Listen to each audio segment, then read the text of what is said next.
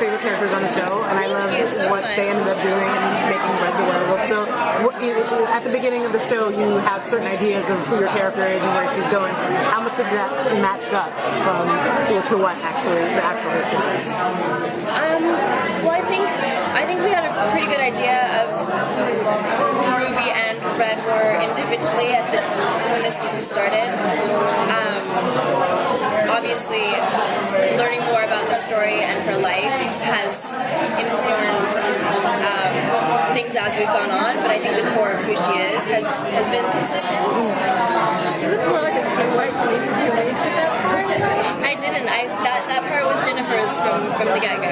That was, I mean, who is more Snow White than her? The Ruby that we met was very kind of confused and lost. Now that she knows her identity, how's that going to change her personality, her drive?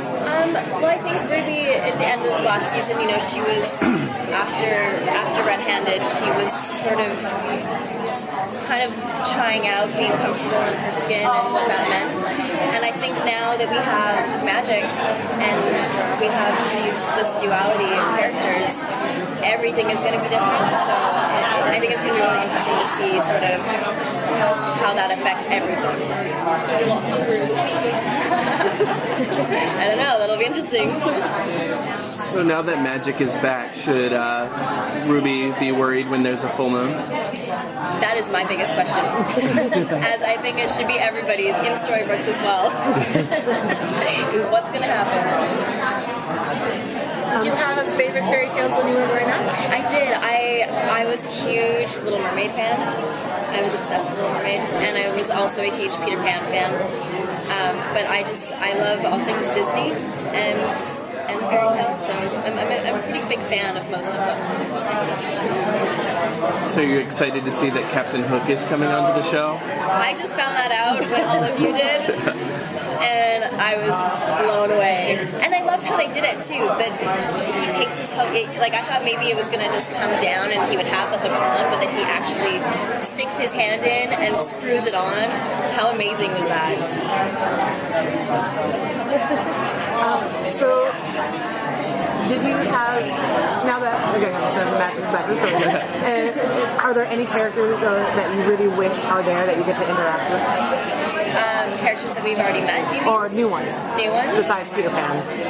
Yes, I mean, I'm so excited to find out everyone that's coming. I think that's one of the things that makes the show so wonderful is how many fantasy characters are there in the world that, I mean, the show could go for 20 years. We'll all be in walkers, I'll be a gray wolf. Is there another character in Storybook that you'd like Ruby to hook up with? In Storybook? I don't know. I don't know if we've met Ruby's future beau. But you never know. None of the coffee customers. No one has spoke to me yet, personally, and I haven't heard anything, but you never know. What would you like to see for Ruby in the future? Well, I mean, now that we have magic and Ruby and Red have sort of, awareness of each other, I think just figuring out what that's going to mean for Storybook and what it's going to look like, I'm just really excited to explore that and find out what that's going to be and what they're going to write. In the fairy tale world, your characters now have pretty close friendship. Does that mean maybe now Storybook might be seeing more of the two of them together?